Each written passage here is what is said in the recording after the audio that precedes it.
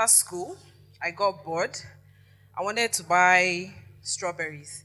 I couldn't get strawberries, so I started sourcing from farmers in Jos, and I got a farm.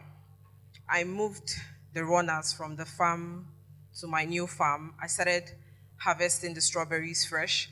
I started with door-to-door delivery within Kaduna for free. I was able to get trust from people.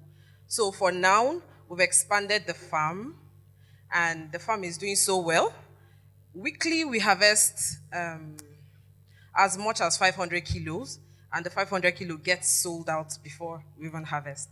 So, thank you, thank you. Last year, we had issues with logistics because we sent to Lagos by air. Our major problem is logistics. We sent to Lagos. Sorry, please, can I remove my shoes? I'm a bit. Thank you. So our major issue is just transporting it from Jos to other cities. Jos is blessed. We have so many vegetables, so many food. And most of these vegetables started, we had, then when I was in Jos, I schooled in Jos, my secondary school was in Jos, we had a lot of missionaries, expatriates. So once they come to Nigeria, they come with the seeds, seedlings, they plant most of these exotic vegetables, and maybe they are cook, they are gardeners, they taught them how to take care of them. Those ones to like take the seeds, seedlings to their villages, they plant them, and that's how it all started in Jos. So Jos is blessed with so many things, fruits, vegetables. Some of these farmers don't even know the names of these vegetables. They grow pomegranates in Jos. I saw one woman eating it one day. I asked her what is this. She said she doesn't know, but it's just sweet. We have lots of vegetables like that. And another problem or challenge we're having in Jos is they don't have. I market on social media. They don't have the opportunity.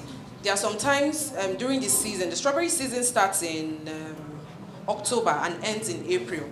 So from December till next year, April, we always have excess strawberries. Sometimes they even call, beg us to come and buy. They don't have people to buy. So when I noticed there was excess, I started freezing. I started washing. I got people to cut them, freeze them, clean them, and once they cut and they clean them, they have to clean them one by one. So when it's frozen and you want to use it, it comes out like one. We package it. We started sending to Lagos. We started getting complaints from customers. It gets defrost or it melts before it gets to them. We now got the idea of using polystyrene boxes. So now we use polystyrene boxes to transport our strawberries from Kaduna to anywhere in Nigeria, and it gets to them in perfect condition. So, our major, when it comes to urban farming, the major thing that is connected with urban farming is where the farm is located. Now, we have a lot of people going into agriculture, farming, animal husbandry, and all. I'm so particular about Jos, maybe because we don't have so many young people as farmers in Jos. We have local women, we have the locals, not just the women. And I don't know. Okay, these pictures were taken 2 days ago. This whole community is called Chaha Village in Jos.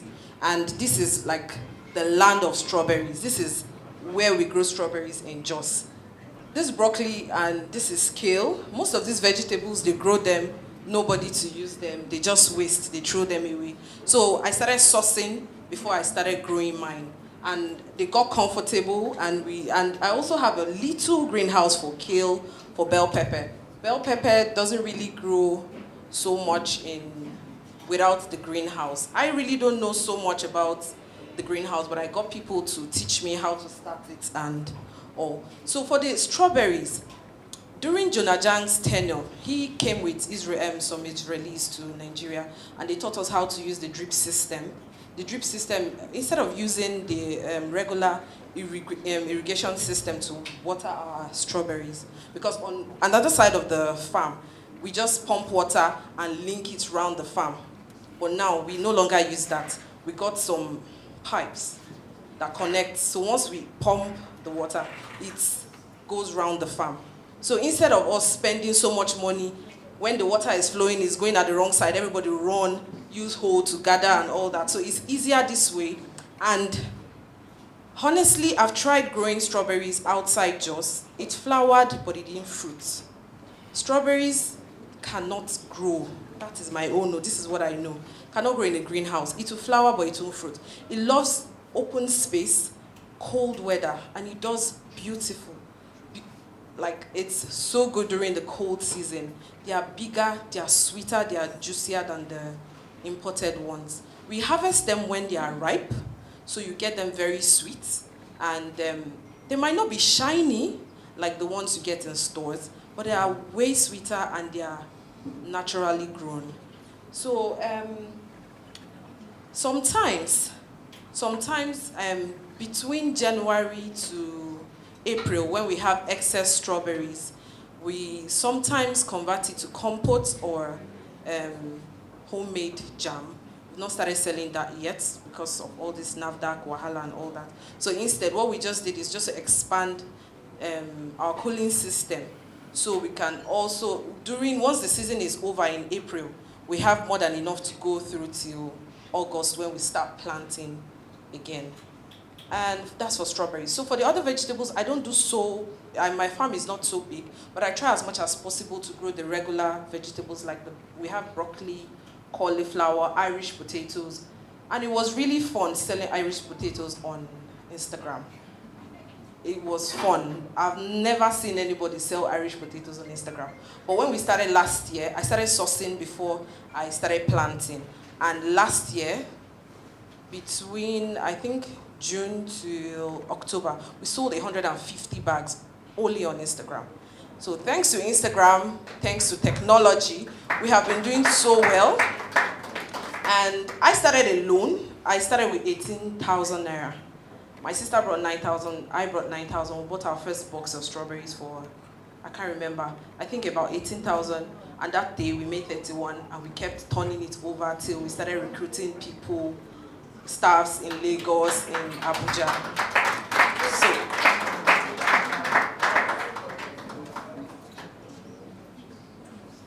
yes, so I'm just trying to, I don't have any knowledge in farming, nothing. I've never done any course. Nothing regarding farming. I learned from the local farmers. I learned from them. They taught me how to transplant the runners, taught me how to use neem oil. And I also got, there's this lady on Instagram, her name is iFarm. She converts eggshells for farming, calcium. That's what it's used for farmers, those that have for fish and all. So she encouraged me to get it and try it for the strawberries. I tried it this year, though I've not started harvesting from that part, but we want to see how good it is. All she does is just to get the eggshells from around, she grinds them to powder, and she converts them.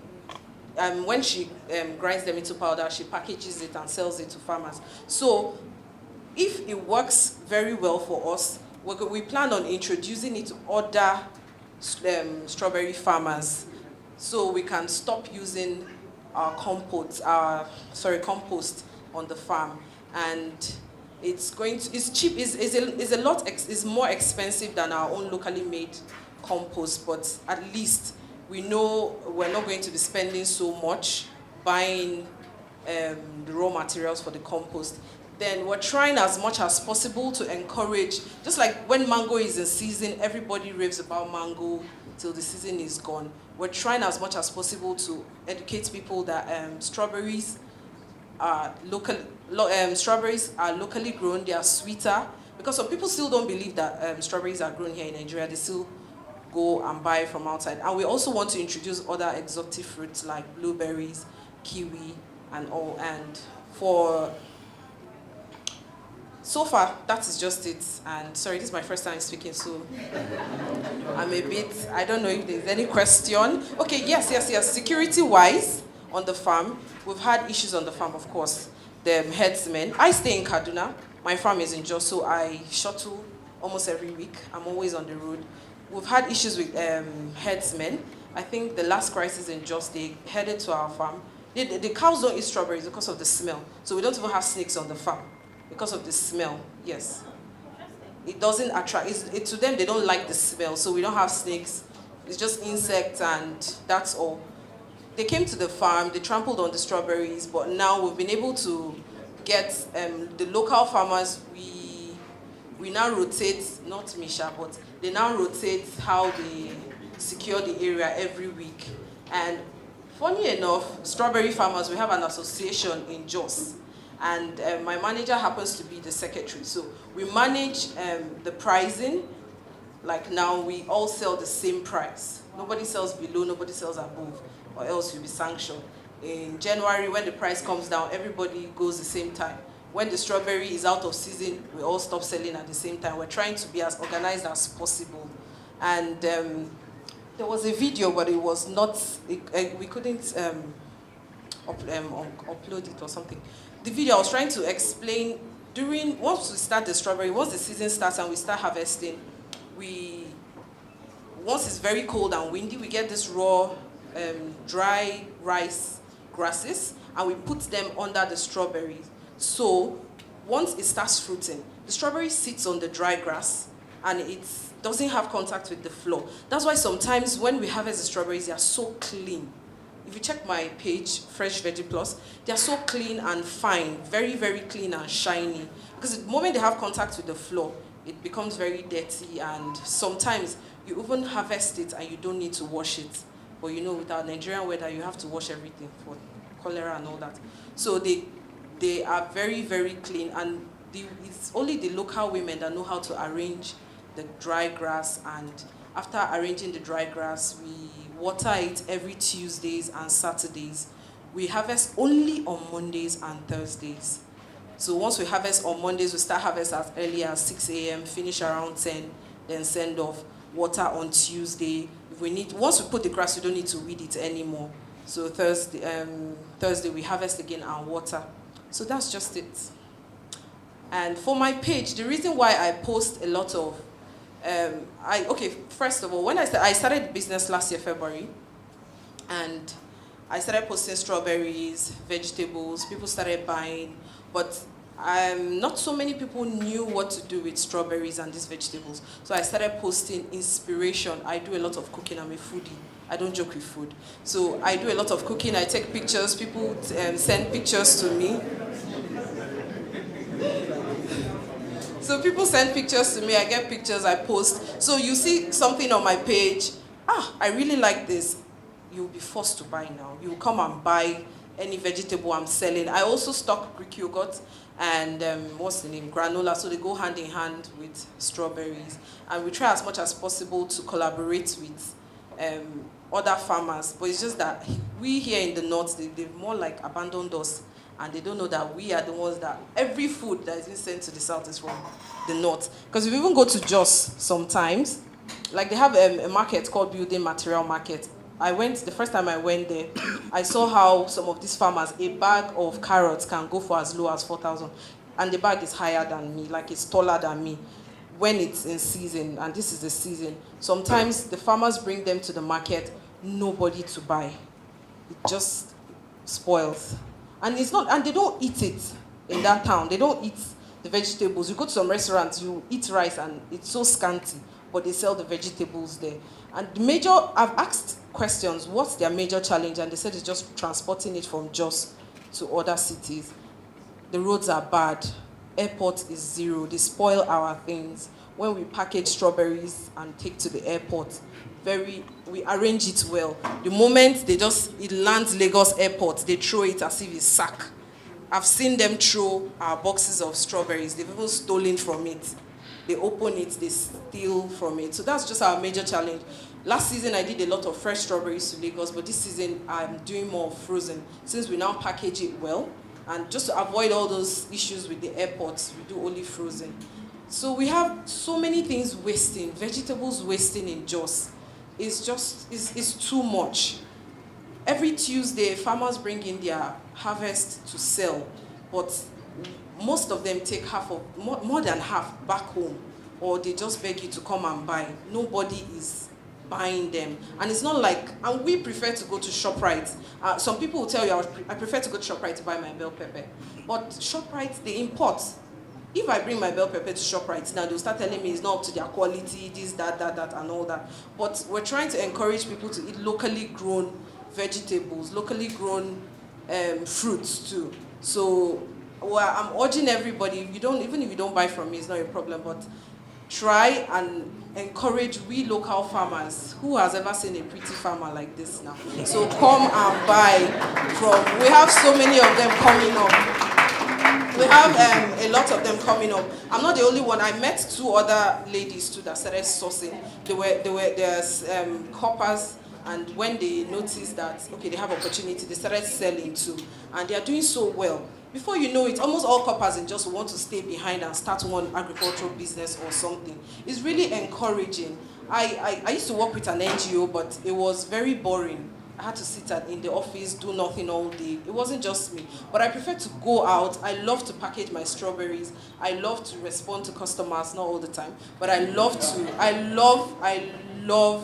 to present food on Instagram, on social media that will make you want to buy from me. So I'm encouraging everybody to try, or we're begging you to eat locally grown vegetables, locally grown fruits. And anybody that wants to invest, is just a very beautiful place to start. Thank you.